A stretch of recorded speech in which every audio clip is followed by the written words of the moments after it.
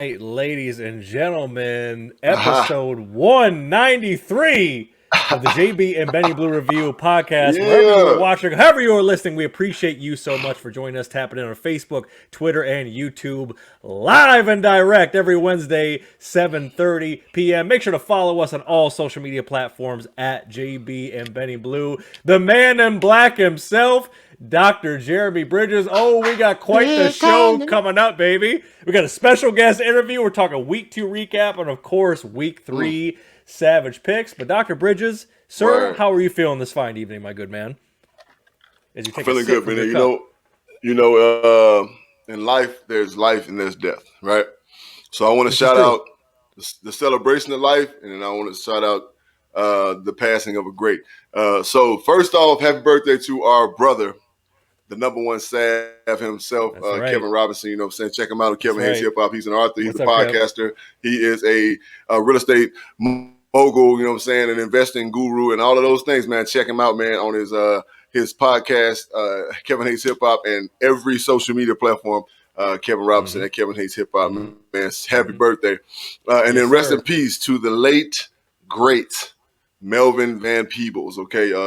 Man, I saw that earlier, yeah. Icon in black entertainment, the father of Mario Van Peebles, who a lot of people will know from various movies.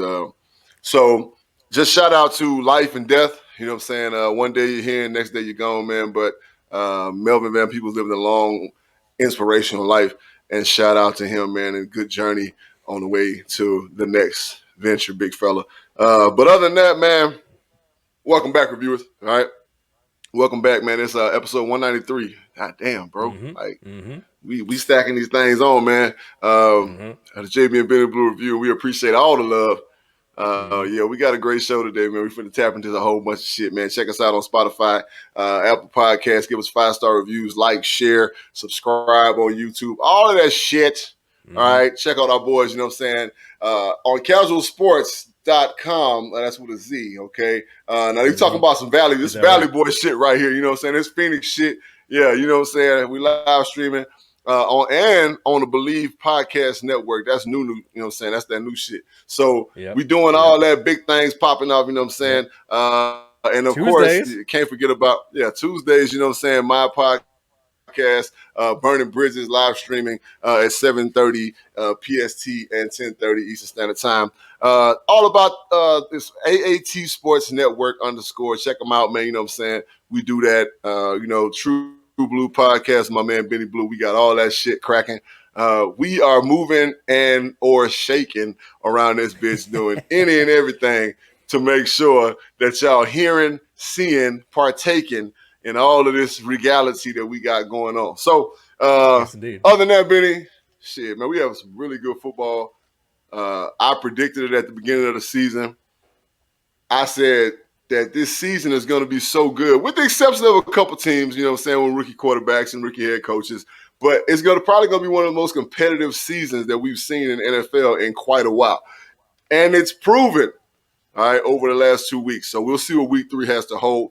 And when it comes to these games and who's doing what and who's handling their business and who's slacking and they macking. Benny, what's popping over there in La La Land, man? Heard it's still kind of hot over there. Listen, man, it's hotter than the Devil's divorce proceedings, but we're pushing along.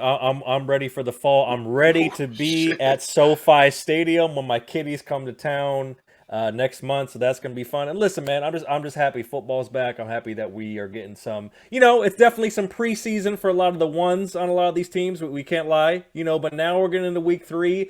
And we're going to get into some of that with our recap, some of the 0-2 teams that might not be as bad as their record indicates, and some of the 2-0 teams that might be a little fraudulent. So we're going to get into all of that. Right.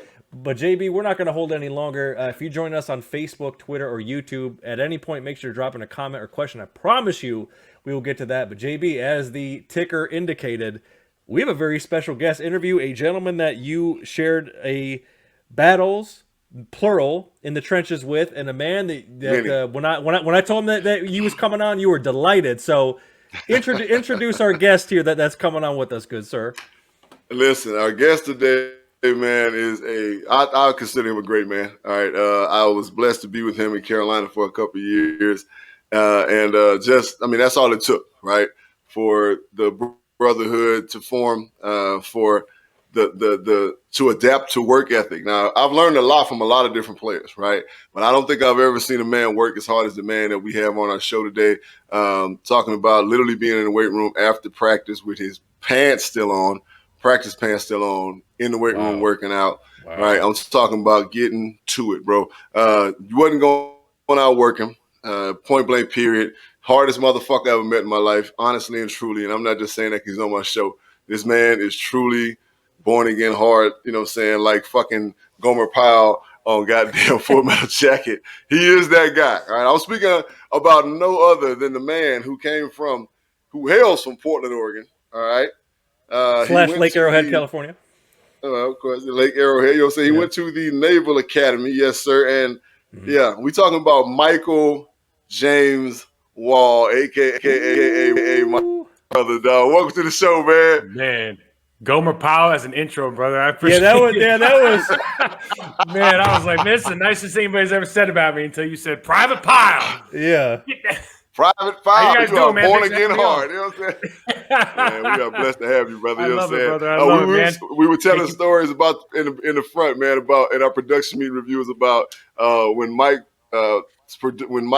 publicist first contacted Benny, hit on our email, and like when Benny first brought it to me, I was like, really?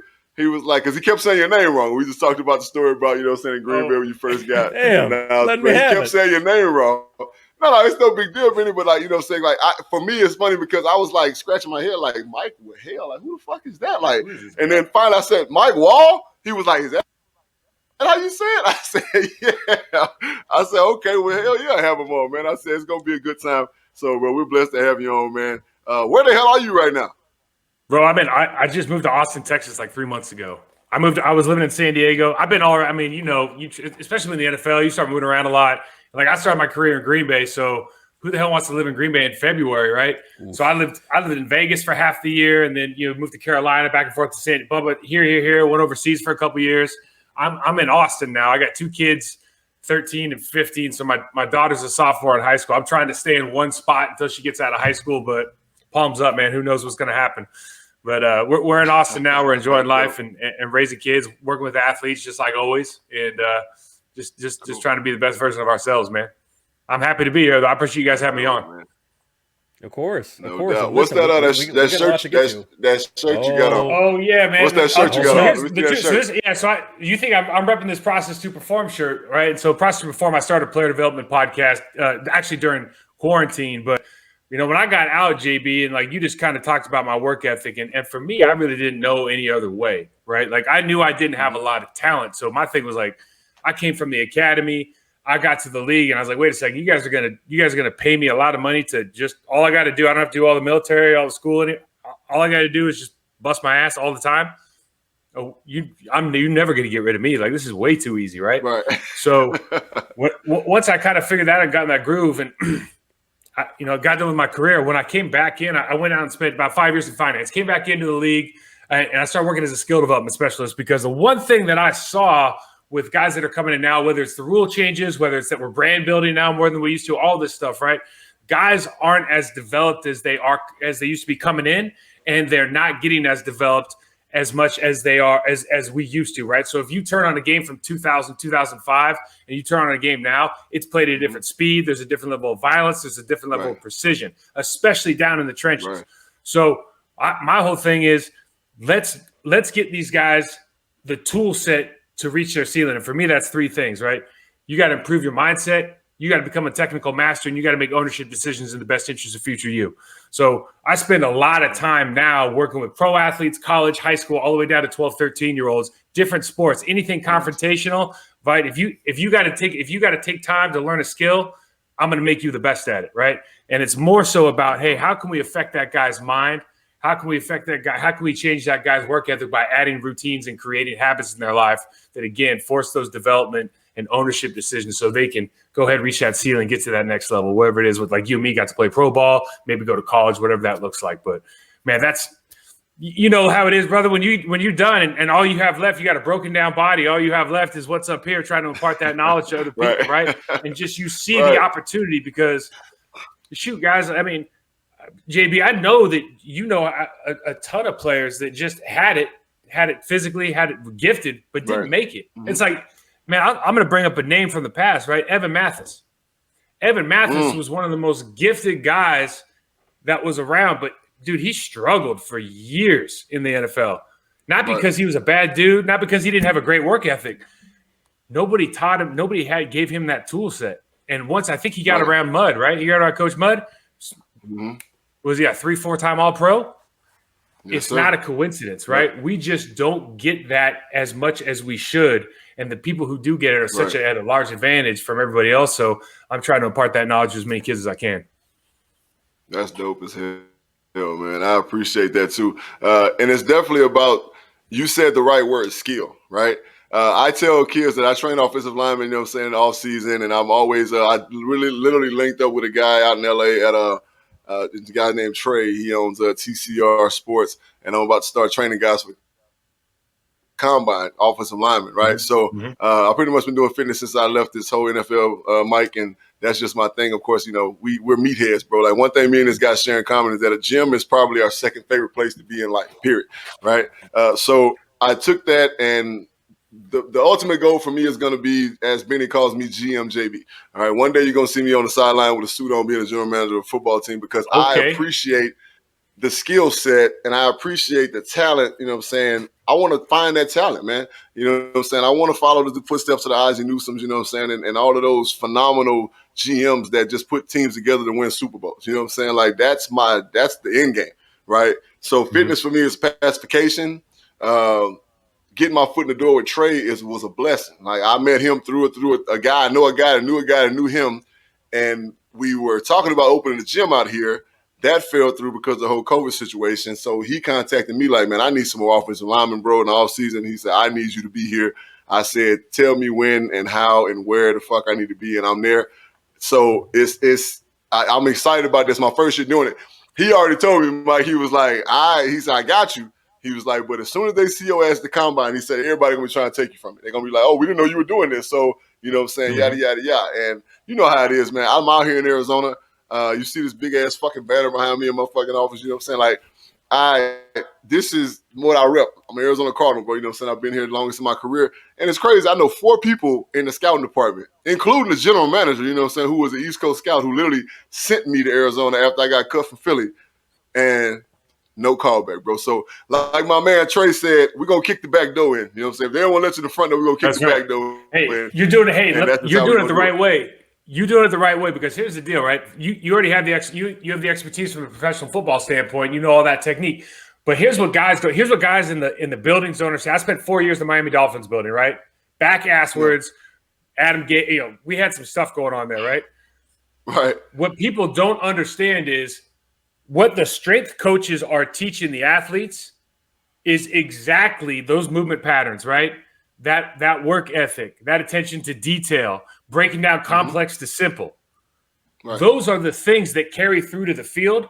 Most coaches don't have the language to be able to transfer that information to what you and I know to be true as an offensive lineman, breaking down on tackling, coming in and out of cuts at wide receivers, footwork for quarterback. Dude, it's all related to what goes on in the weight room. They just don't have that bridge. And if you can create that bridge or be that bridge, or just be able to translate what's going on over here and how it applies, dude, the buy-in is crazy different for guys that are really hungry to be the best version of themselves, man. So hey, trust me when I love it, man. I love you doing that.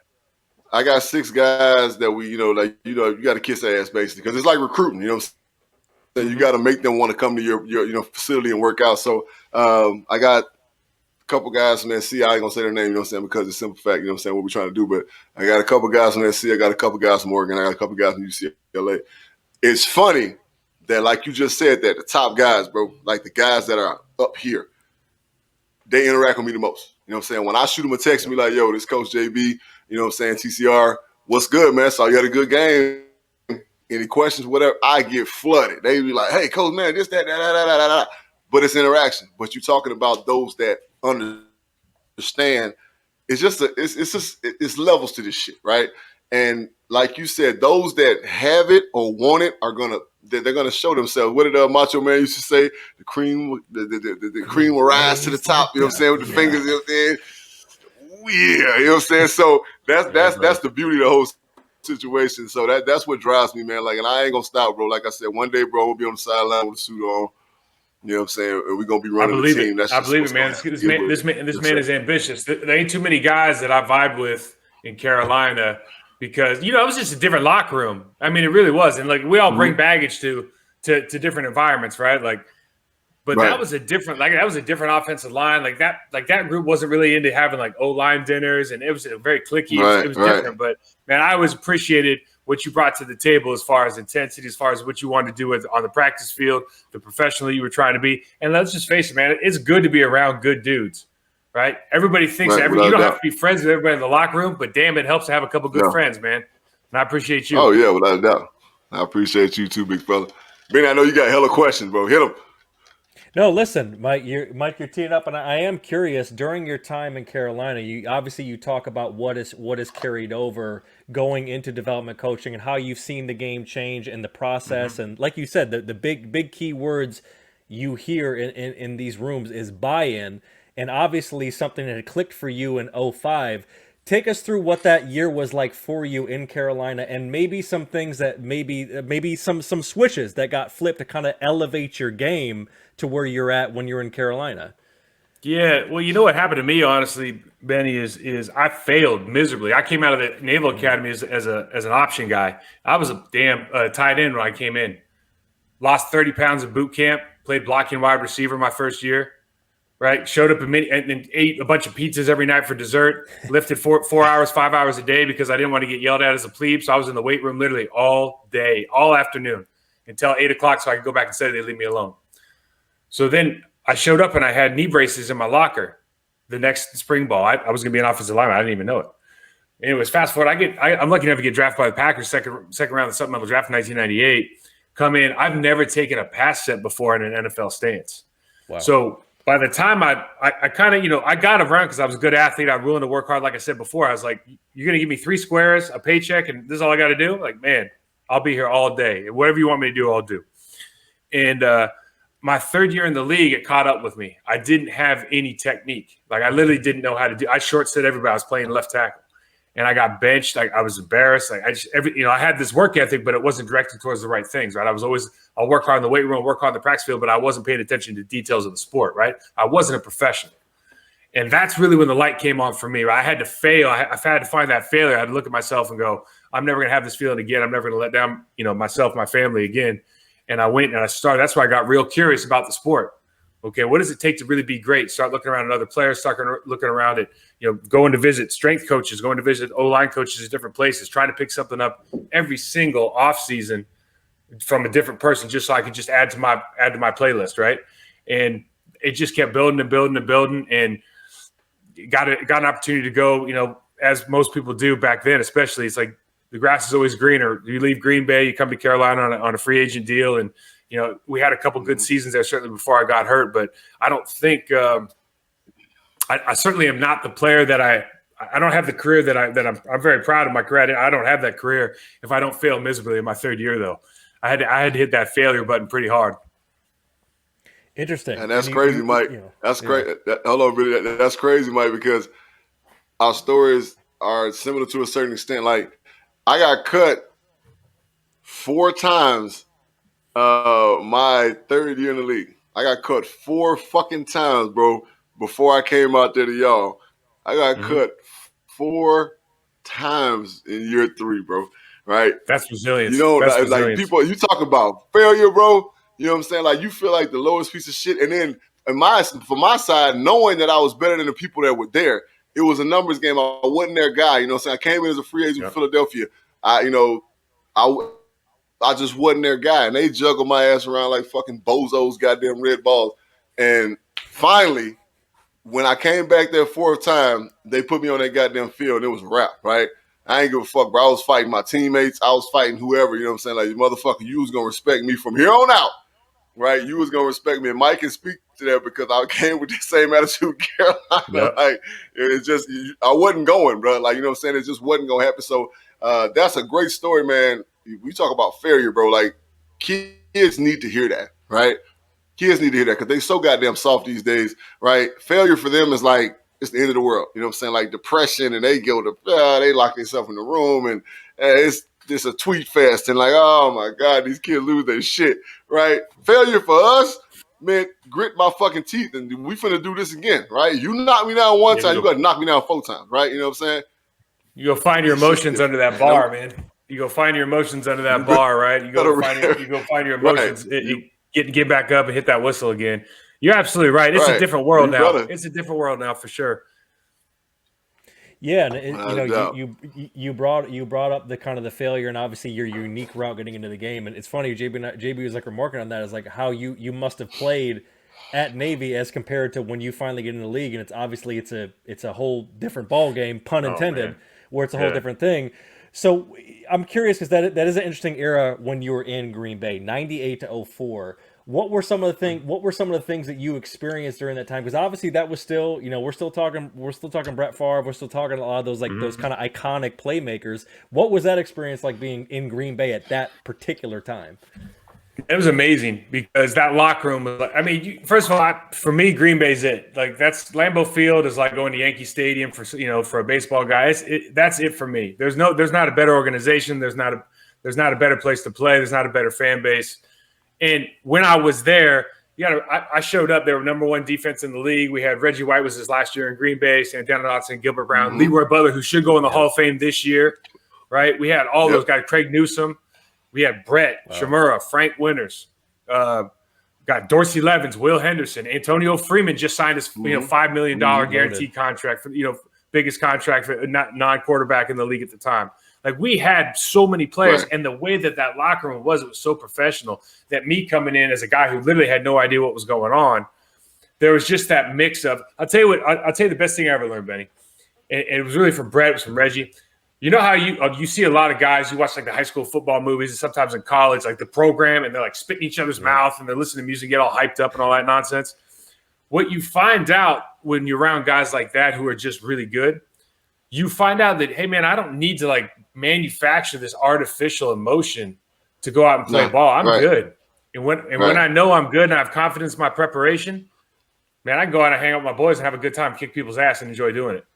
And that is like once you have that, dude, that's the game changer of all game changers. And it's not like I walked in, you got that day one, but it's constantly around you, especially when you have a quarterback like Brett. It's like, man, I don't need to manufacture anything anymore. I'm good. I earned this. I can go kick ass and just have a great time and be real proud of myself for doing it. So that maybe is the biggest lesson that I learned and I try to impart to these guys. We talk about confidence and preparation all the time. Nothing bigger than that, bud. That's awesome, man. One thing I pride myself on, and I tell people all the time, is I can kick your ass smiling, right? And like and Mike can attest, you know what I'm saying? He can testify to this, is that, I was one of the biggest jokers in that goddamn locker room, man. To be honest with you, you know what I'm saying? We were in Carolina, like it was always some shit, and I was always in the middle of shit, you know what I'm saying? So, but when it came to grinding, oh yeah, we did it. You know what I'm saying? It wasn't we was gonna fight tooth and nail. It don't matter. You know what I'm saying? Who the fuck it was? I tell people the story, Mike. You can instigate.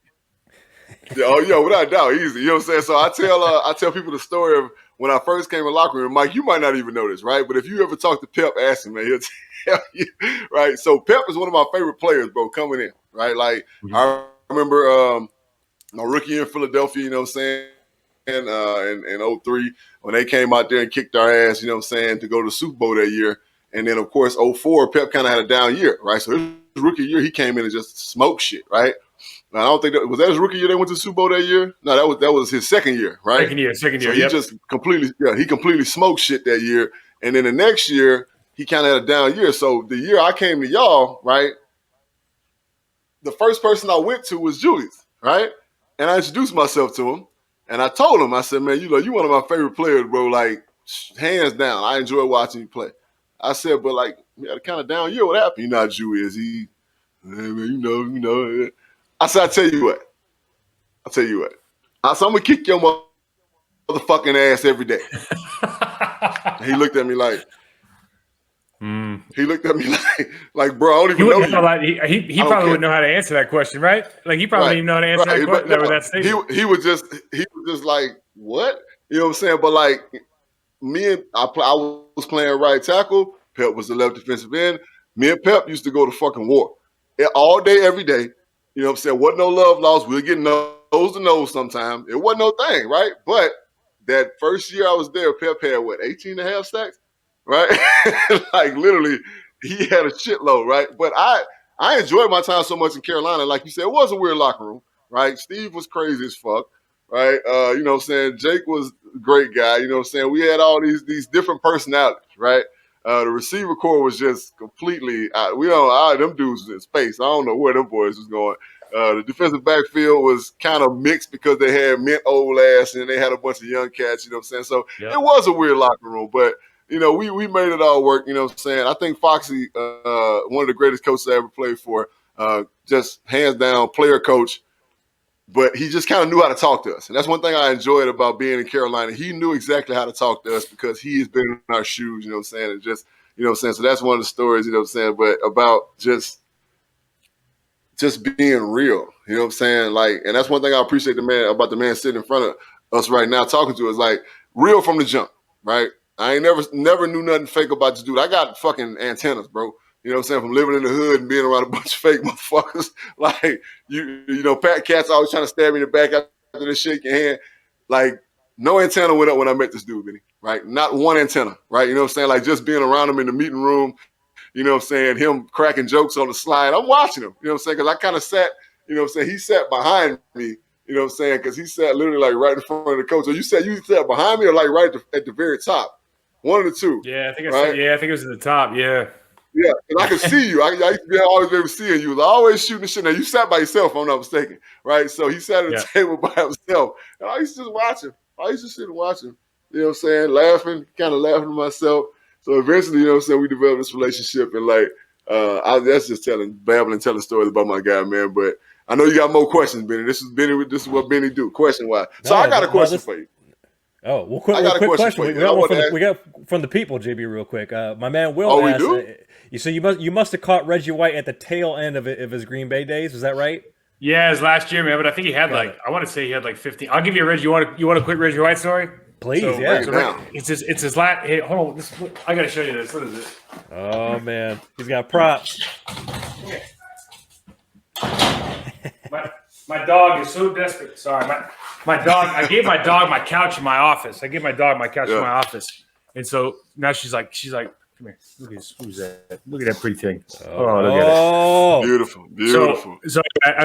So she can't. She feels like I abandoned her or something. So Reggie White, he's it's everything you ever heard about how he was in the locker room, how he was at practice. The guy had a head like concrete block. I mean, unbelievable power and strength. Didn't work out until his last year in Green Bay. Like, didn't even work out. He was just like that. So my first year, I'm in there I remember, I don't know what I'm literally, guys, when I say I don't know what I'm doing, I don't know what I'm doing. So I'm going up against Santana Dotson, Gilbert Brown, all these guys every day. And I'm just punching them as hard as I can. My feet are everywhere.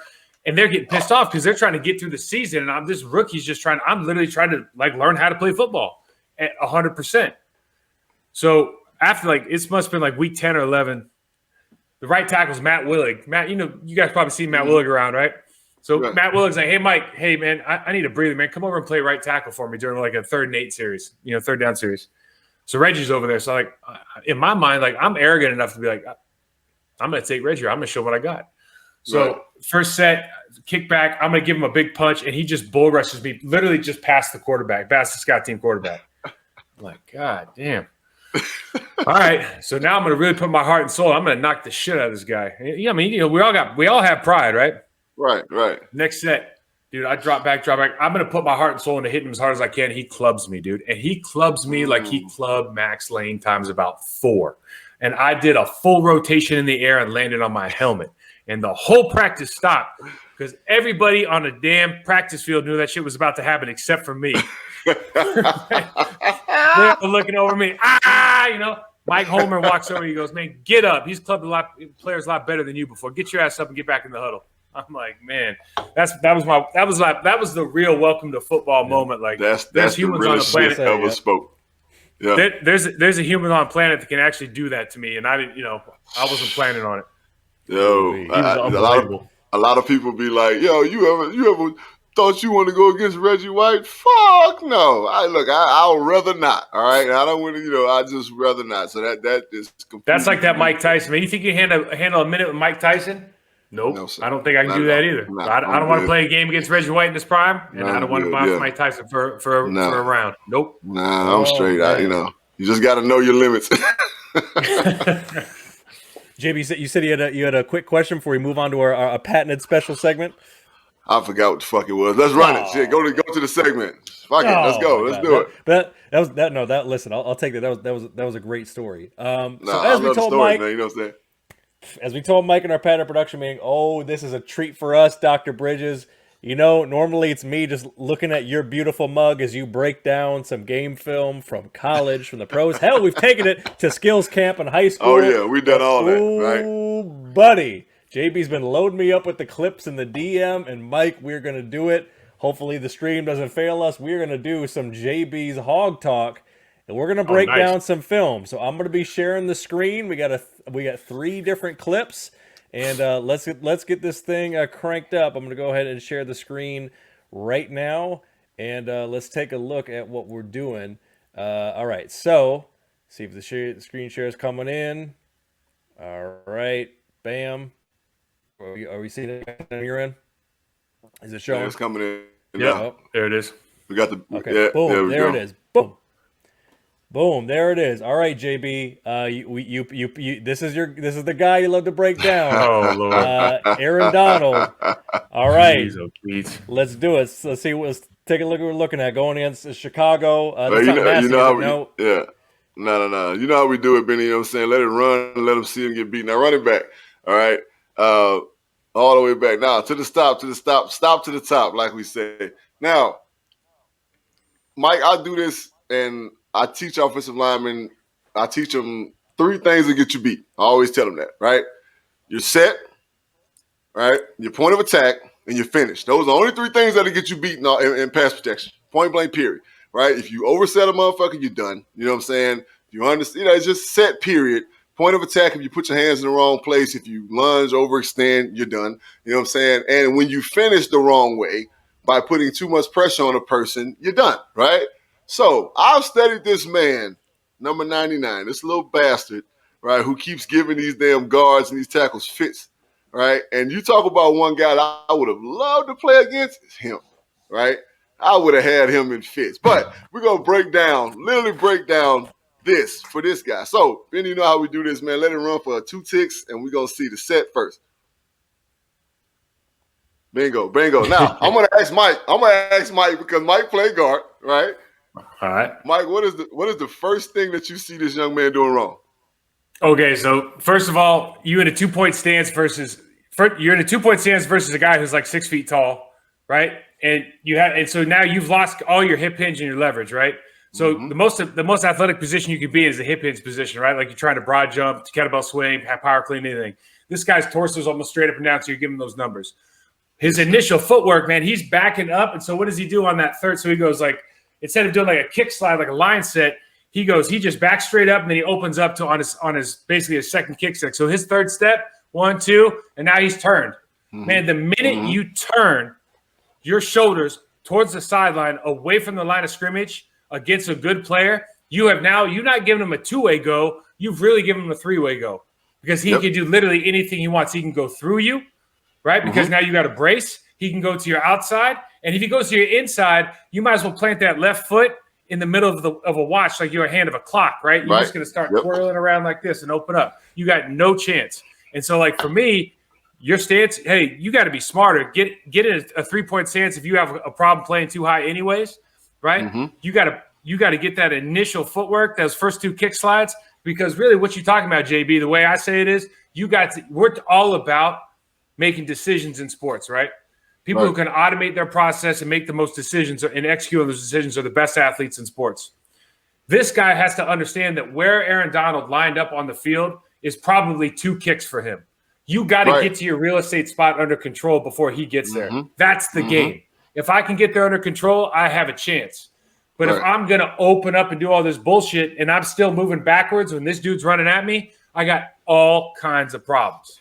That's great to hear another man speak the verbiage, right? Now we're going to run it back, and I'm going to break it down like I teach my guys, okay? So first and foremost, like Mike said, the basis, where's he aligned? Okay, that's the first thing we talk about. He is literally on the right tackle's inside shoulder, or left tackle, I'm sorry, inside shoulder. So you're damn right. It's going to be a kick to a kick and a half based on the size of the man, the stature of the man, his feet, all right? I'm his coach. I know he's a good guy at 1.5.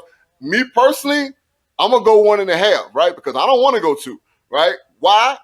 I want to keep this son of a bitch on my outside shoulder, right? I don't want him to get half a man on my body. I don't want him to get down the middle of my body because that's when he's dangerous, all right? So 1.5 a tick, Benny. Mike is exactly right, and he said it. If you look at this guy's body, boom, look at that shit.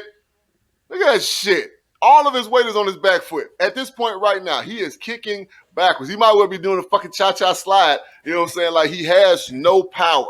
Right? And we talk about our forward body lean, and Mike mentioned it, right? I tell people all the time, offensive linemen, when you squat, if you try to keep your back straight up, you are a fucking idiot, right? Biomechanically, when you stand up and you put your feet shoulder width apart, toes pointed straight, and you squat, your torso is coming down because your hips are going backwards, right? So natural body lean, that's the most powerful point you're going to be at. Now, if you don't keep him inside out, he's done. Let's look at it again, 2 ticks. Ah, shit. Now, look at this, Mike. Look, he gets in position because he's about to punch, right? It's like a boxer, right? It's like a boxer. So if I'm here and every time I get ready to punch, I jerk my shoulder, you're going to get hit in the face every fucking time. Aaron Donald's a very smart player. He sees that. Awesome, man. Next clip, man. We love it. This is awesome, man. This is pretty dope. All right. See what we got. What we got? Oh, the pack, Mike. Oh, the pack. Okay. Yeah, we go all day with these boys. We can go whatever you want. Go. Okay. Golly. All right, we got it. This is preseason. This is that kid from Houston, right? No, that's preseason, right? Yeah. Ooh, splits the double team. Oh, my Lord. That's not that's okay. That's embarrassing, right? So first of all, can I start this off right? We got a tackle playing guard. Is that what happened? What? Look at his stance. No, is that Runyon? Is that 78? Mm-hmm. Is that Runyon's boy? Well, I think 76 is Runyon. Yeah. I don't know who these guys. Honestly, I'm going to be honest with you guys. I don't think is that. So yeah, that's Van Don. So actually, this kid he didn't make the team unfortunately, but he's actually from Green Bay. Like he went to high school in Green Bay. Well, so hopefully he's got a shot maybe later on, but not the way he's standing right now. Big problems, man. That's big problems right there, right? Shot in his ass, bro. Shot in his ass, bro. All right. So, Mike, I'm gonna reiterate what you said earlier about 3-point stance, right? There's no need, even in third and it could be 3rd and 37. I don't care, right? You're a guard. All right, even if this man is off your body, you have time. He still has to navigate through the inside shoulder of a tackle, right? So he needs to put his hand in the dirt, right? It's going to be 2 kicks, 1.5 kicks, you know what I'm saying? His hands ain't working. This is just bad, right? He ain't punching, you know what I'm saying?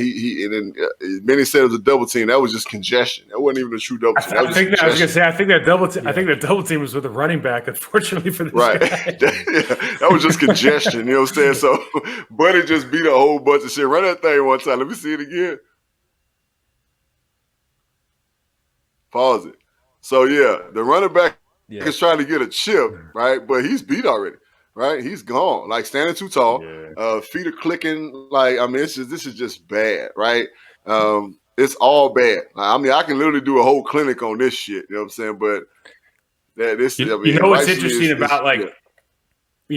about this is because we probably didn't think about it this way, but because of the advent of the shotgun, everybody's in a shotgun offense now, and so the drops are different, right?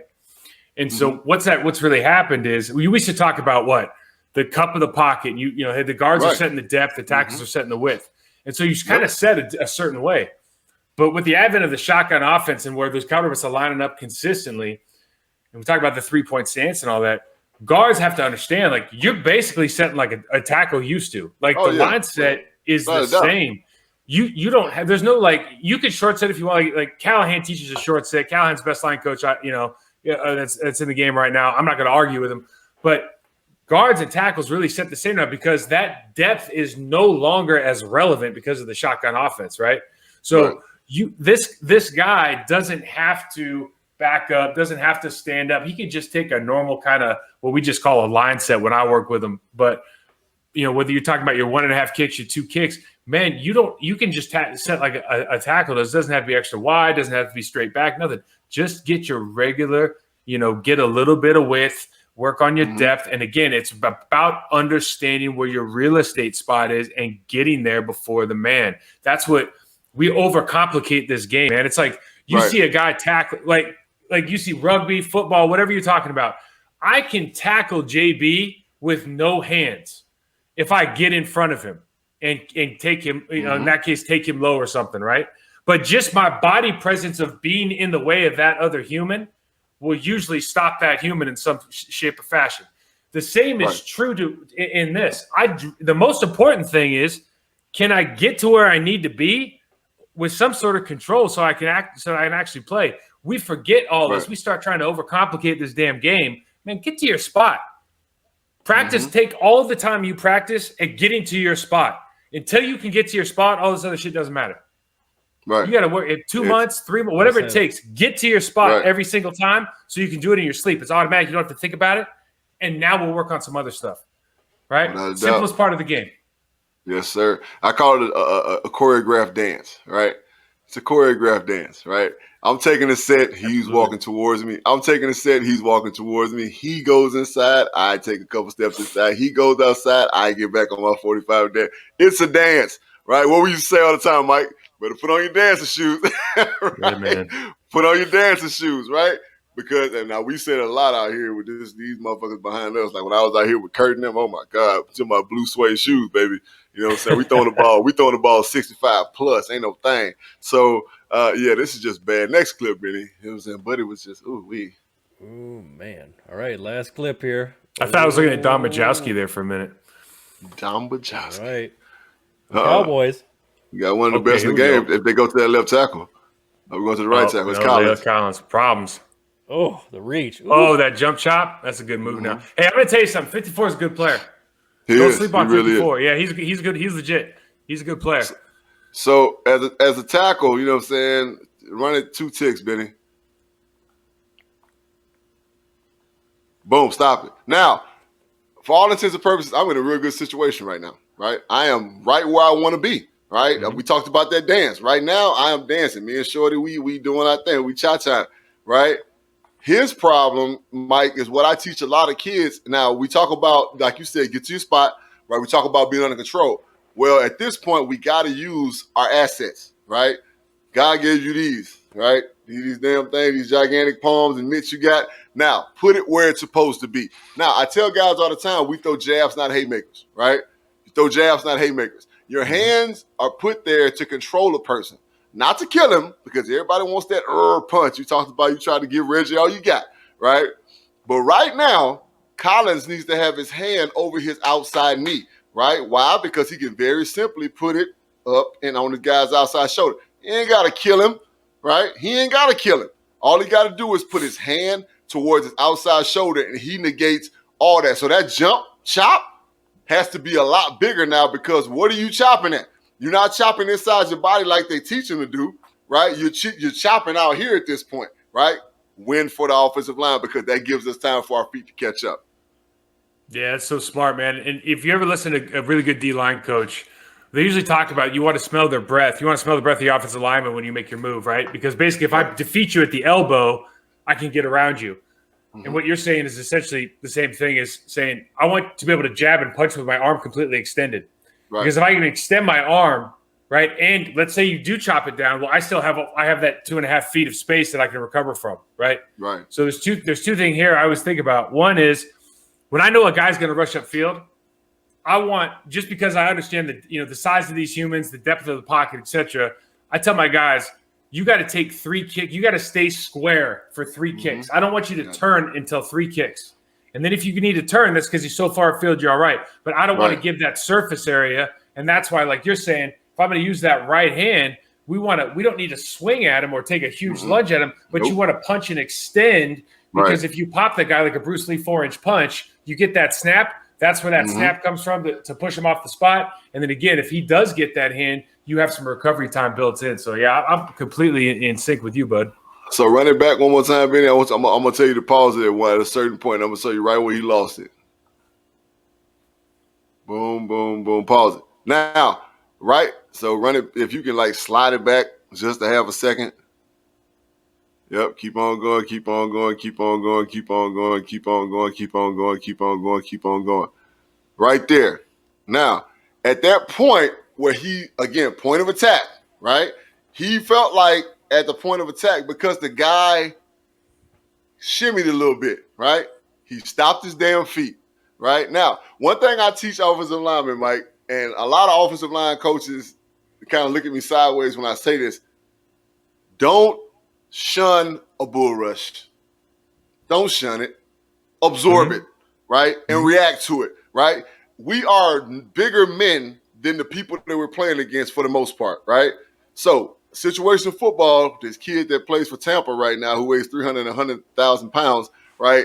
I'm not going to too much let him bull rush me, right? I'm going to short set the shit out of his big ass if I'm at guard and try to get my body into him because he's a huge human being, right? Well, this guy probably weighs about 260 pounds. All right, cool. I know when I was playing, I was about 320 right there.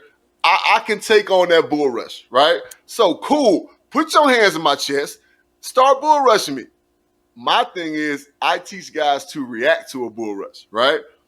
You can't shun it because if you shun it, you're fucked. Just like he did, right? Because he thought the guy was going to come into his body, stopped his feet. Whoop, nope, I'm going around you, right? Jump chop, and I'm gone, right? That's where he really screwed himself on that one. Yeah, man, you're absolutely right. So we talk about it's the same thing. If the guy's smaller than you, it's like you sit on the bull, right? You sit on the bull and you just wait for this other stuff. We just call that settling. Yeah, we just call that settling our feet, right? So we don't want to ever stop. We just want to settle our feet. Right. But you're just waiting. Hey, listen, you can do all this nonsense with me. I'm kind of where I want to be already. And if you want to bull me, my hands are inside, man. Go right ahead. I wish you would. Cool.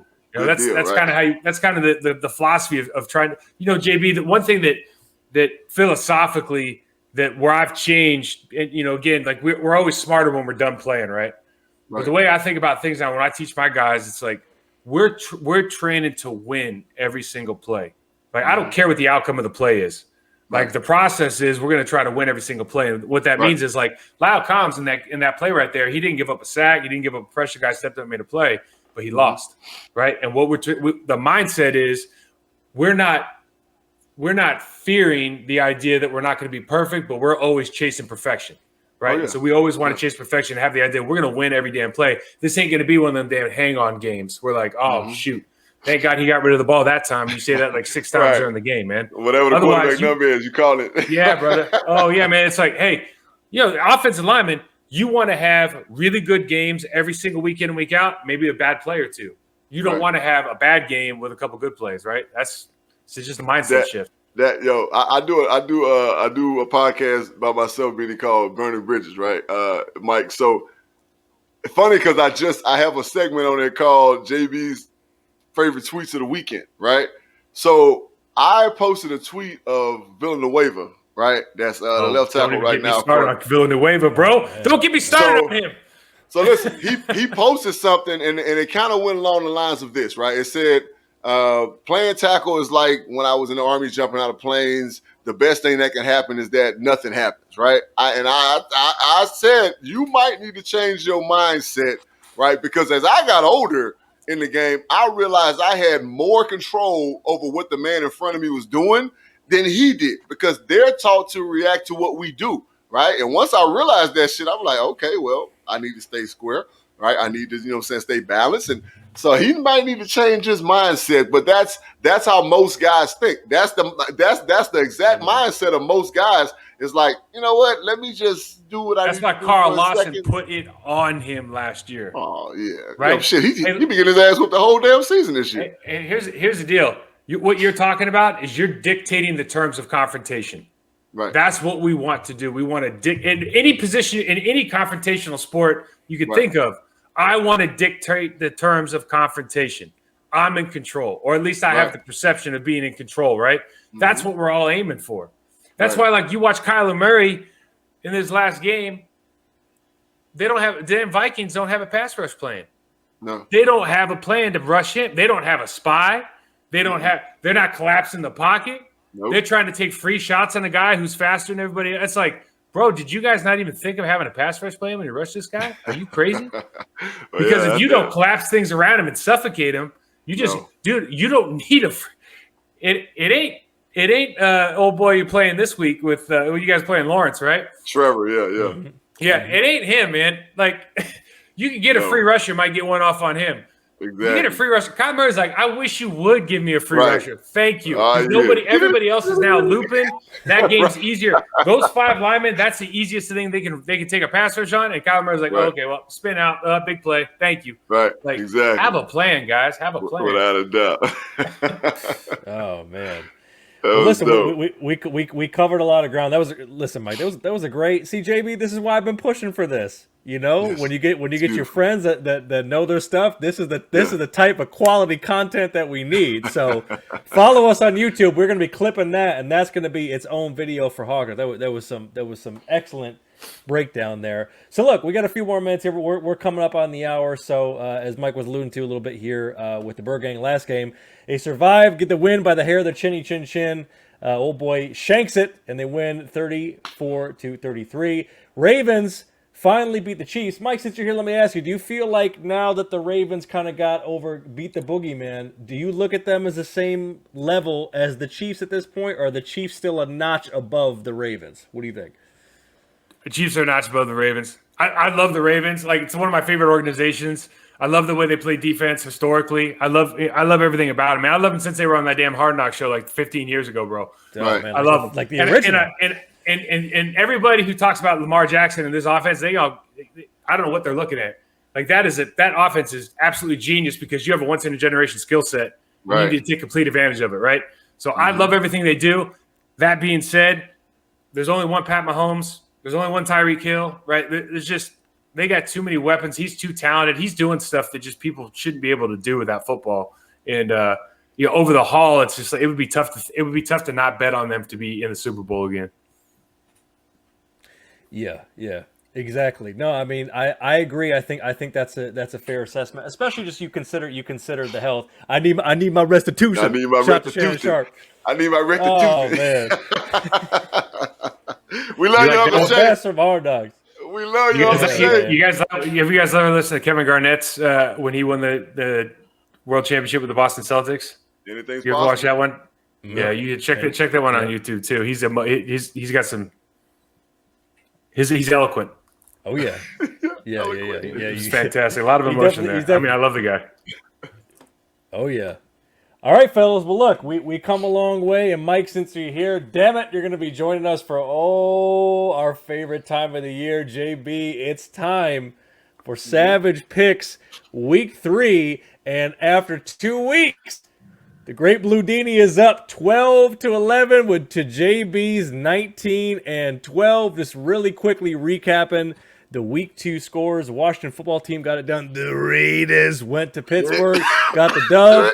Bears got a dub, putting Justin Fields in after Andy Dalton got hurt. Brownies gotten done after the initial scare from the Texans. Tyrod Taylor got banged up. Not sure if he's going to be playing this week. Rams got done against the Colts. Bills, Mafia went down and skunked the Dolphins in the Bermuda Triangle. The Pats, dude, they got it done. Niners beat the Eagles.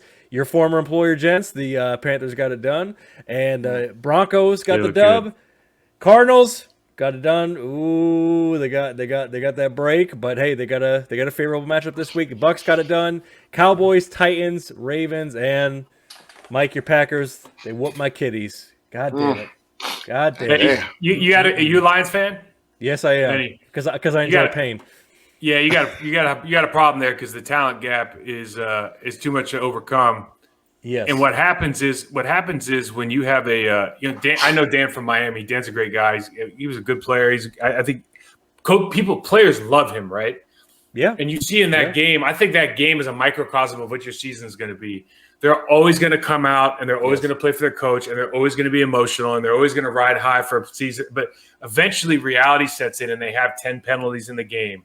and they give up big plays for bad, just mental mistakes. And they got guys that are not necessarily loafing, but are out of position. It's like you got to have the emotion and you got to have the detail of the craft, right? You got to have both. And right now, whether it's because it's a cultural thing or whether because it's just they don't have the talent, you'd be a long season for you, bud.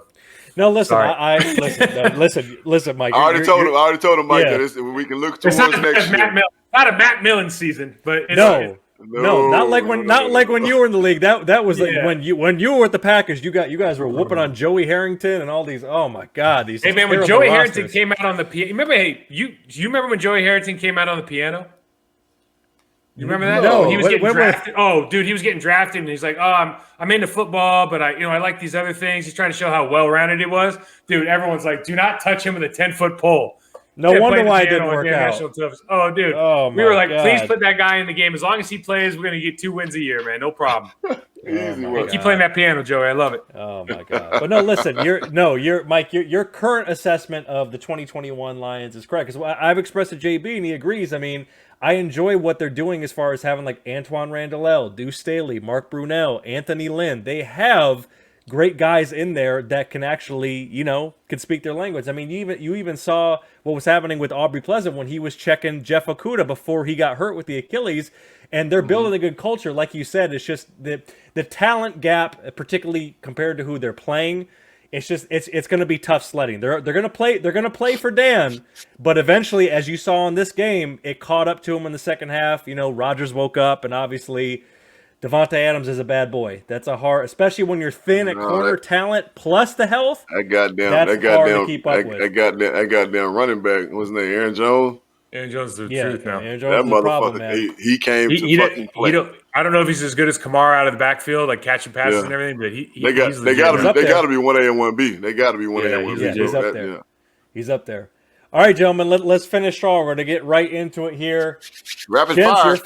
Your former employer, tomorrow night, Thursday Night Football, it's the keep pounding Panthers heading to the H-Town, baby, what it do? And the line is 7.5 for the Panthers on the road. Mike, we'll start with you on all of these. Who do you have and why in this matchup, sir? All right, so the Panthers defense is ridiculous. Houston Texans, because they got Mills playing quarterback now, right? Offensive line looks really good.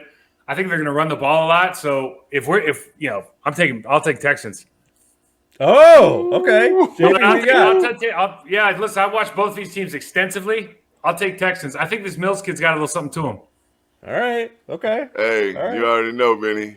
Cat scratch fever. All right. So look, Donald and them was setting up. I believe in Matt Rule. I like the fact that he's letting these guys be men and play ball. And the defense flies around, and that's that, right? Point blank period. The defense flies around, and that's that. The kid Mills, I understand what you're saying, Mike, but I just feel like the defense. This is his first game. Everything's be moving like this. You know what I'm saying? Like a lot of free. Did you see that Saints game? Like Jameis Winston. There's so many free rushers coming to Jameis Winston. He didn't know what was going on. He didn't know which way was up, man. It was crazy. They're super impressive.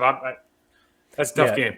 If Tyrod, I wouldn't take the points. I wouldn't touch the points with a 10-foot pole.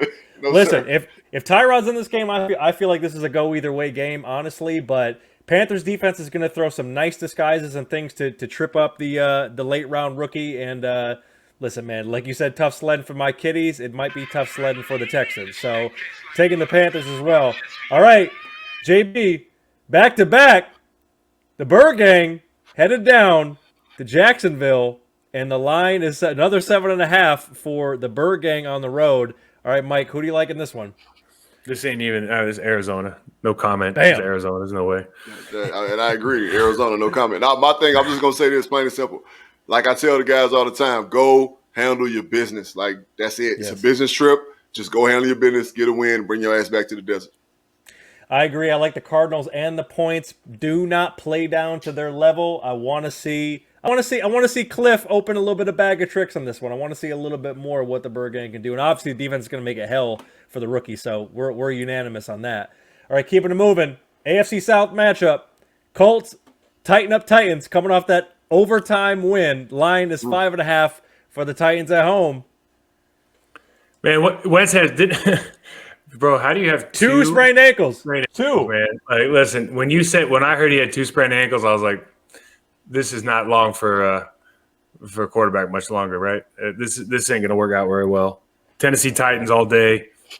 Derrick Henry was amazing I think that was a statement game for them last week. Last week. Like that's a definitive moment in their season when they're down at halftime. They're like, you know what? We're just going to run the ball 35 times. What are you going to do about it? Like, we're going to take all this other nonsense we worked on during the preseason, all the thoughts. We're going to expand our offense. We're going to go ahead and give it to the MVP, right, of our team, and just pound the rock. I loved it. Right. I absolutely love what they did, and I think they're going to do it again. All right, you got Titans. I agree with Mike on that. The Tennessee Titans are definitely going to get it done. The defense is going to play well. Indianapolis coach is just not good right now. For me, watching the game last week at Tennessee, I predicted if Tennessee was going to beat Seattle. I said it in our picks. But for me, the greatest thing I saw was that they got Henry involved in the passing game. Like, give him the ball as many ways as you can get it to him, right? Because this motherfucker is like, it's like trying to tackle a Mack truck that's going downhill, right? And it's beautiful to see. So Tennessee Titans out there. Yeah, I agree. Too much pressure on the Colts defense to keep it competitive for 60 minutes. I feel like the Titans pull away. Tricky line by Vegas. I see what you're doing there, Vegas. 5.5. But yeah, I'm taking the Titans as well. Typical Vegas. Typical Vegas. All right, moving on, gentlemen. Please be kind. Oh, it's quote the Raven nevermore. Coming to my wounded, licking their wounds, kitties, and the line is a disrespectful 9.5, Mike, for the Ravens on the road. Justin Tucker's about to kick a 65-yarder. Oh, my God. All right, Mike, why are you picking the Ravens? Put me out of my misery. Yeah, Ravens got a lot going on right now with Lamar Jackson's going to only build off that last fourth down call, that last game, etc. This could be closer a game than you think, though. It's not like janky. It's not like the Chiefs' defense is great, right? We're going to get a lot of effort at home for the Lions, but I don't know if I'm taking 9.5 points, but I'm definitely taking the Ravens. Yep. I have a theory, Mike. All right, and you know this like I know this because you played in the North for a long time.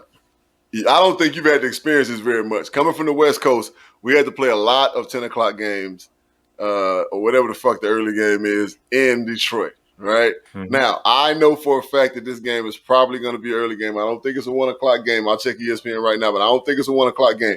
Right. Point blank, period. Right. It's very boring, and you have to be really focused to play in Detroit and to have success in Detroit. It is boring as shit. All right. It's probably the worst place to play. Honestly, I'm not even trying to bag on you kiddies, Benny, but I'm just being completely honest. It's probably the worst place to play on the fucking road ever in life. All right, it's at 10 a.m. You ever been to the Irish casino downtown in Detroit? No, I haven't. Right, you know what I'm saying? The Strip. It's absolutely awful. So, with that being said, I ain't taking the points. I'm taking the Ravens, but the first half of the game is going to be sloppy and stank, and the Ravens are going to fuck around and beat them up by 6 points. So. Yes. So listen, Mike, on this show, we do have to pick our own team. So I am picking the Kitties. I'm betting the Ravens. And, listen, as I've told JB, for any of these wins, it's going to be TOP, time of possession. Make it a janky, dirty, play down to their level game. And maybe, just maybe, they can steal one, as JB said, lulling them to sleep for making that road trip. But, hey, I'm sure most folks got the Ravens. All right, keeping it moving. It's the Washington football team headed to the Mafia, and the line is 8.5 for the Bulls, for the Bills rather, who are at home. I love the way the Bills. I love the Bills offense, man. I love the Bills offense. I love what their quarterback's doing. You got a ton of weapons. Defense just kind of, there's not a ton of big names. They just kind of keep showing up, playing well. Had a great game last week. Definitely taking the Bills here. Yes, sir. Shout out to our guy, Mike, Brandon Bean, you know what I'm saying, the GM over there. What a good guy that is. Couldn't be happier for that dude, right? That guy's all kind of awesome. Oh, yeah, without a doubt. Amazing person. I keep in touch with him, you know what I'm saying, shoot him a text here and there just to make sure they know I'm out here, baby. You know what I'm saying? They know I'm out here. But, yeah, first home game for the Bills, right? Mafia gets it done. The Bills Mafia going to be crazy. All right, this is the first fucking home game with fans in umpteen thousand days. Bills Mafia going to be nuts. I wouldn't take the line again. But the Bills get it done. Yeah, I agree. Take the Bills. Wouldn't take the spread. We're unanimous on that. All right. LASIK Jameis is looking for the bounce back in Foxborough against the Pats, dude. And the line is 3 for the Mac Jones-led Pats at home, Mike. Who you got in this one? I'm taking the Saints. I'm taking the Saints. Spicy. I like it. Listen, I watched the Saints' first game versus the Packers, right? I watched and the Packers. Where's the Packers' real weakness? They do not have pass rushers. Like Z was out. They don't have interior pass rushers. Jameis had a little bit of time. They had a great plan, and he was he's lost like 20 pounds, man. He's elusive. And then he goes and plays the Carolina Panthers, and man, they got people coming from everywhere, and he's got big problems. I don't see that happening against the Patriots. I think the Saints are going to be able to put some points on the board. Mac Jones is not the guy who's going to open up that offense and drop 35. If we get even kind of a high score in late 20s, early 30s game, I think the Saints are going to win this game. Valid point. Okay. Valid point, but 2 words: Bill Belichick. All right, you know he's going to. you know he's going to take away Kamara first and foremost. You know he's going to take him away. Right? They're going to find the best way to keep him under wraps, not control him because he's a fucking beast. Just this dude is unreal. He's the most slippery person I've ever seen run a football. Like, it's unreal, right? So it's going to be an ugly ass game, right? I wouldn't even take the 3 points, to be completely honest with you. But I feel like New England gets it done. The thing about Mac Jones is that he ain't got to open up the offense, right? No, that's right. They like it stank. They don't mind. They want it stank. They want it as funky as possible. And that's the best way for him to be. All right. So I think the Patriots get it done barely, but I think they get it done. Yeah, I agree. Low scoring affair. This is where Bill's really going to show his Parcells days. Throw off LASIK Jameis. Mac, it's going to be a lot of stuff to the sticks, a lot of outs, a lot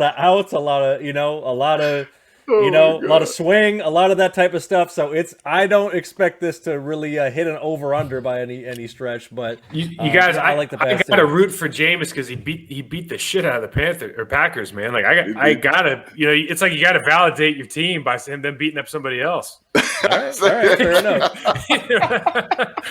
Make them legit.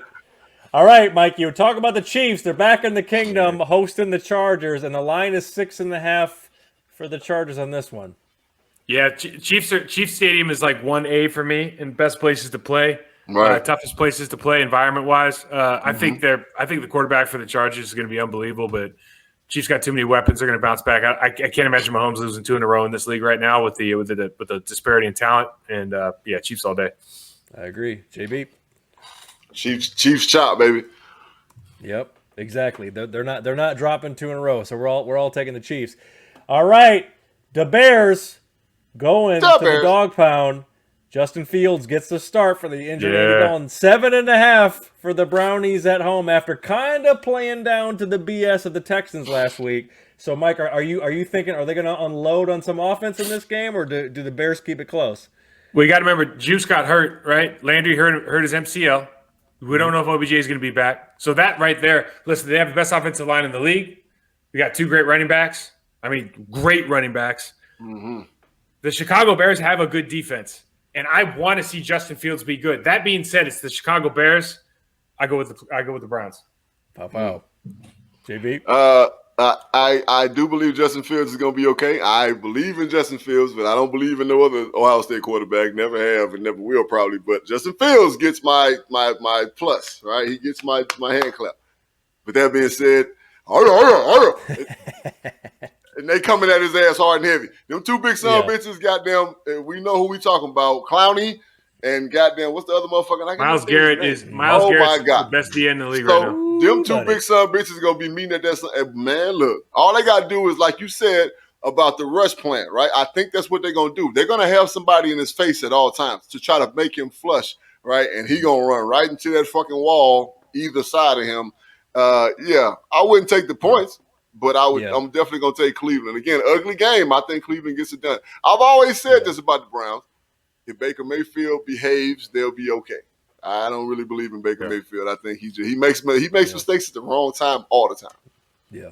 I'm taking the Brownies as well. I know Justin Fields kind of had a welcome to the NFL moment in the preseason, but I'm curious to see how he performs in this environment. Going back to Ohio, that crowd, going against that defense. This is a real early test. So I'm interested to see that, but I do think the Browns win as well. All right, same division now. The Bungles at the Steelers. This is an intriguing matchup, Mike. The line is 4.5 for the Steelers at home. What do you think? If Ben Roethlisberger loses to Joe Burrow at Heinz Field, he might hang it up.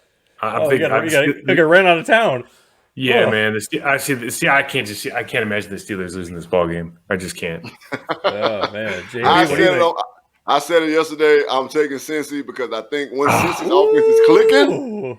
I don't believe in Pittsburgh's When did offense. the offense right? click? Their offense doesn't click. Well, look, they got weapons. So Man, Joe Burrow's a good quarterback. I'll give you that.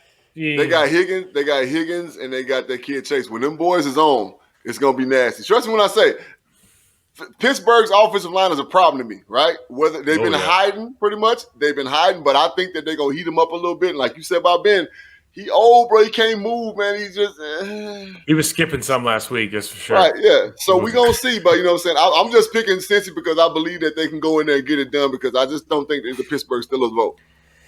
I really want to pick the Bengals in this one. I can't see the Steelers dropping 2 in a row, and the Bengals. If this were a few more weeks in the season, maybe I would pick the Bengals. I can't do it now. If Steelers were in Cincy, I'd be cool making that pick. But like Mike said, he will literally get escorted to the border of Pennsylvania if they lose to the Bungles in Heinz Field. So drop them off in Bethlehem, man. Exactly. Drop them off in no man's land. All right, so JB taking the Bengals. Okay, yeah, I'm taking the Steelers. All right, Falcons going Falcons, JB. They're going the G-Man, and the line is 3 for the G-Man at home. Mike, who do you like in this one? I don't like the Falcons. I don't either. If I could, can I vote for neither? Like I might take a tie on this game. But hold on, Mike. You just said something. Now we do have what we call a "Do I really got to pick this game?" Correct. Game of the week. This is that game. This would be that game. I don't want any part of this game. I don't want any. If I got to bet, I honestly got to figure that the Falcons get a win. Because I don't even know what else to do. I don't think the Giants are any good. I can't. Yes. I thought that coach. I forgot the coach's name. That coach seemed like a real competent guy with the Falcons. They got some problems. Matt Ryan, they probably shouldn't have moved on from. There's a lot going on there, but you figure that Matt Ryan was an MVP in this league, man. He's got to win a couple games, right? The Falcons, okay. All right. I got them. No question. I ain't got to explain it. I'm telling you the Falcons going to win it. I'm glad you said it, Mike. Falcons. Yeah. Falcons. I'll never bet on the Falcons. Falcons win. Get ready for an offensive shootout with limited defense. That's probably frustrating to watch. So I do think the Falcons have firepower. Yeah, exactly. Madden game score, some real janky shootout. Yep. All right. Intriguing matchup now because now we are looking at Jacoby Brissett starting instead of Tua going against the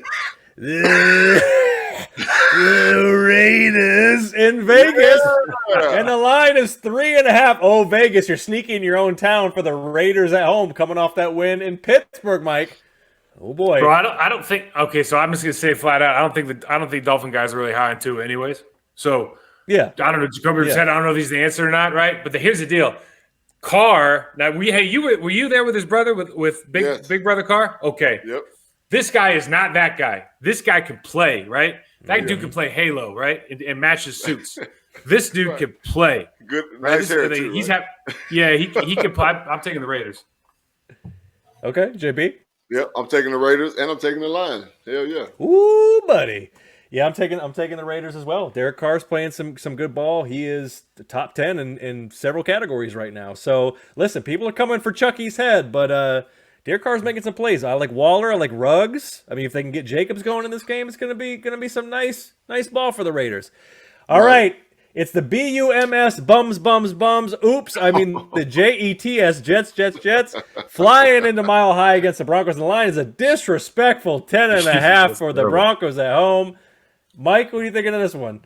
Yeah, I like that solid coach. I hope he does well. I think it's a tough place to play. I'm going with the Denver Broncos. I'll take the points too. Ooh, okay. Ooh, yes, sir. I'm to be honest, I'm taking the Broncos, and I'll take the points late. If I'm gonna take them, I'm gonna say they're gonna do it late. I think the Jets do some weird shit at the end and fuck around, score a touchdown and whatever. But the Broncos got a thing going, right? They really got a little bit of a thing going, and people are kind of overlooking them, but they really do. So yeah, take the 2 gloves, and the crew gonna handle their business. 2 gloves. Yeah, I agree. I'm taking the Broncos as well. Will, we appreciate you tapping in. Thank you, sir. This will be on podcast form, of course. But yeah, I'm taking the Broncos as well. They're doing some good things. Zach Wilson not going to throw 4 picks in this one, but he's definitely going to give up 1 or 2. So I'm definitely taking the Broncos as well. All right, intriguing matchup. This is a damn near. I might want to slide and get tickets for this one, JB. Tom Brady and that ship. They are sliding in to SoFi Stadium, and they are playing the Rams. And the line is 1.5 for the Bucs on the road in LA. Mike, what do you think on this one? I think the Rams are going to win. I think the Rams are going to win this game. Ooh, yeah. I think it's tough. I mean, you can go either way, right? It's a coin flip. I just look at the Bucs defense. I think it's the Bucs defense, and I think you're in LA. Matthew Stafford's putting up some serious points, and he hasn't even hit a stride yet.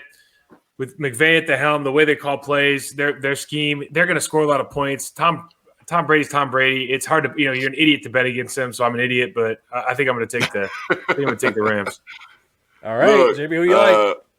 I'm going to go with Tampa Bay's big nasty offensive line versus LA's nasty D-line, but depthless D-line, right? They don't have enough depth to fuck with them big-ass nasty motherfuckers that Tampa Bay got in the front. Why did they get rid of Rockers? Why did they get rid of Rockers? Bro. I don't know, bro. You know how that go, bro. It's like you scratch your head like, why would they do anything, right? But that's what I'm going to go with, right? So I know one thing about LA is that offense with McVay is a machine, right? It is plug and play. Now, of course, Stafford is an upgrade from golf. Hell, I'm an upgrade from golf, right? But yeah, but it's a machine, right? We know what he likes to do. I just think that Bruce Arians and Leftwich are going to say, we're going to control the clock. That's how you beat them, right? You don't give them the fucking ball, right? You got to play nasty-ass front 5 football, and that's that, right? So it's going to be an ugly-ass game, right? Of course, the Rams, they play well at home. They do. So I'm still going to go with the Bucs. Hell, they might lose by 0.5. I mean, they might win by 0.5. Shit, that's how nasty the game going to be. Yep.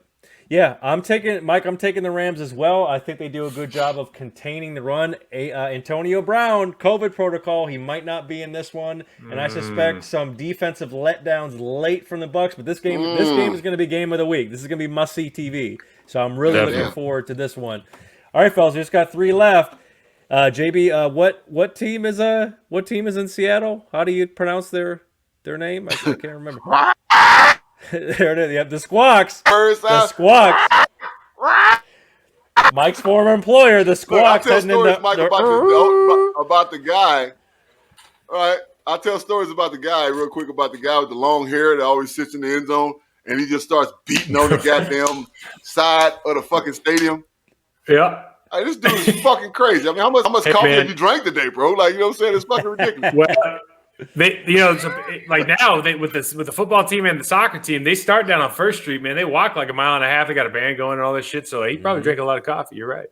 Yeah, that's a great place to play. I'll tell you what, that organization is special. Now. I love it. That place, that's a great place to play. It's a great fan base.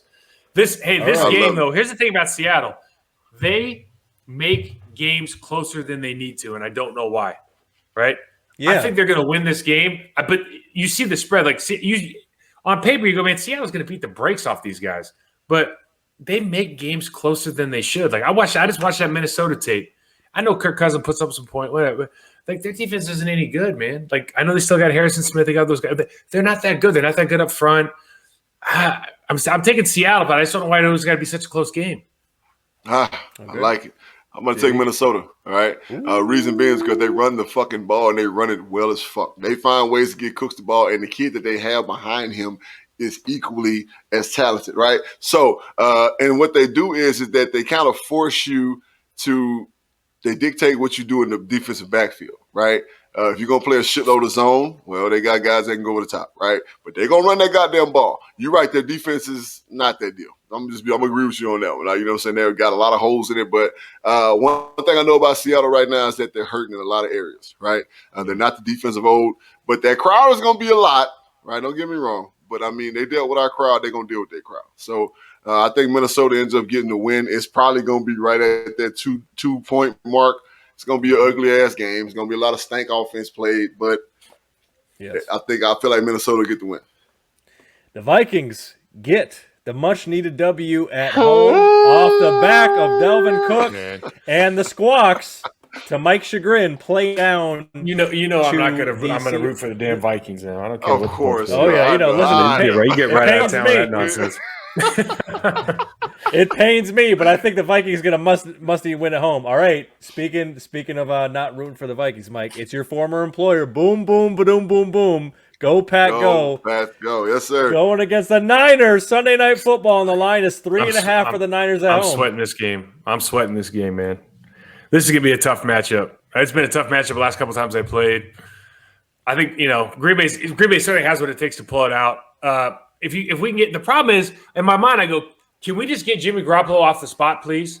Because if we can get him off the spot, he can't play. And then I go, okay, who's going to do it?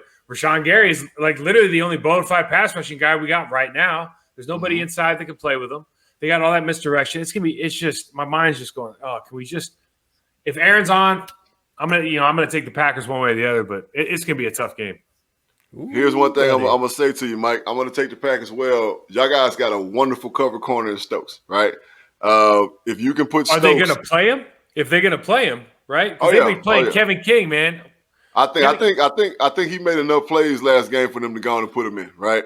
Either way it go, this is another machine, right? This is Shanahan, same thing as McVay. This is another machine, right? It's kind of plug and play, right? So once you stop their initial surge, there's not really a second move, right? They're not a counterpunch team, right? They got to be in motion at all times. And once you stop their fucking surge, it's nothing. Green Bay can put points on the board in many ways. They're just trying to find their stride. I got to go with the Pack on this one. I agree. Packers get the W. They are bouncing back after a lot of criticism. Rodgers taking a lot of heat. I believe that the Packers are going to do a good job of containing, not stopping, but containing a banged-up run offense for the Niners. Kind of force Jimmy G to make some plays. It's going to be some offensive shootout, but I like the Packers. A motivated Aaron Rodgers going back to his stomping grounds, a team that should have drafted him, and getting the W after taking a lot of heat these last few weeks. So I'm taking the Packers too. All right, and finally, gents, it's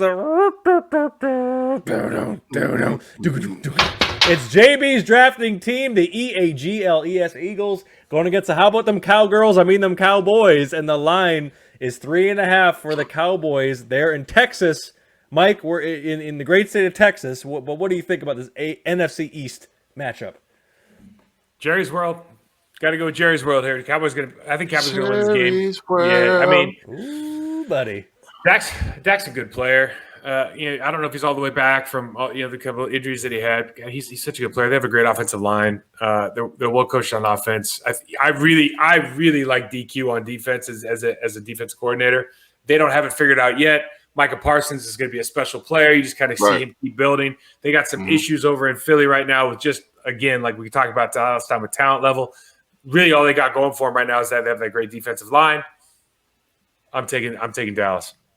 All right, big NFC East, and I'm gonna pick the EAGLES Eagles. I'm gonna count on the Cowboys, the fucking Cowboy. Right, that's what I'm gonna count on. Nobody's scared to play in Jerry's World. Right, it's really not an intimidating place to play.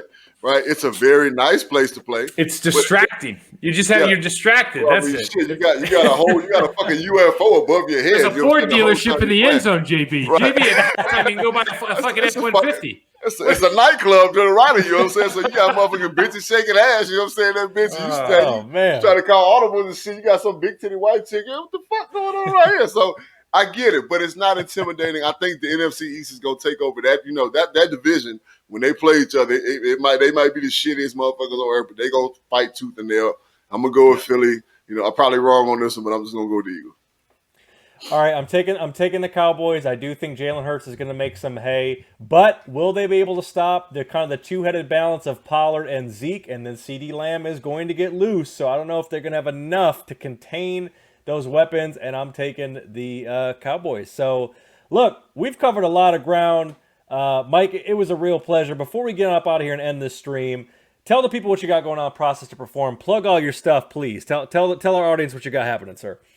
Yeah, sir. So if you want to check out a player development podcast, that's Process to Perform.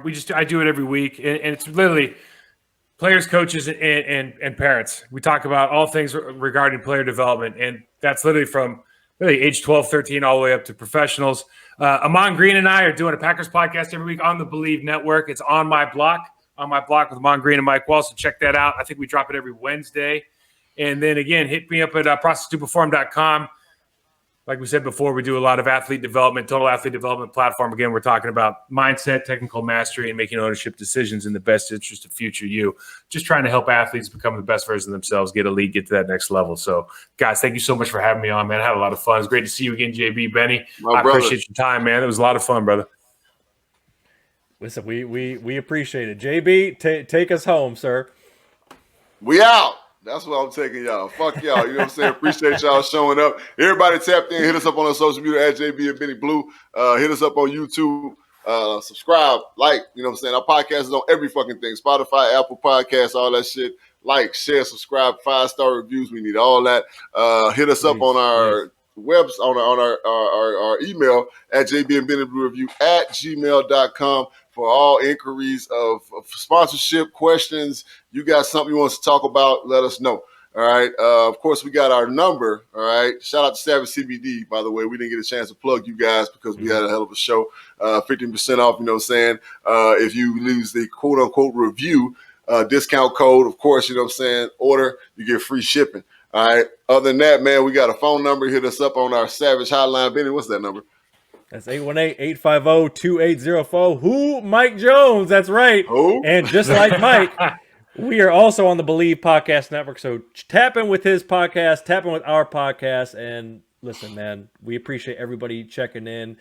Check us out on Spotify, Apple Podcasts. If you did not get to check us out on the live stream. And JB is every Tuesday at 7:30. We are every Wednesday at 7:30. And that's it. We are burning the midnight oil. We're going to get up out of here. Mike, we appreciate you so much for joining us. And you will be back down the line, sir. We appreciate you tapping in with us, good sir.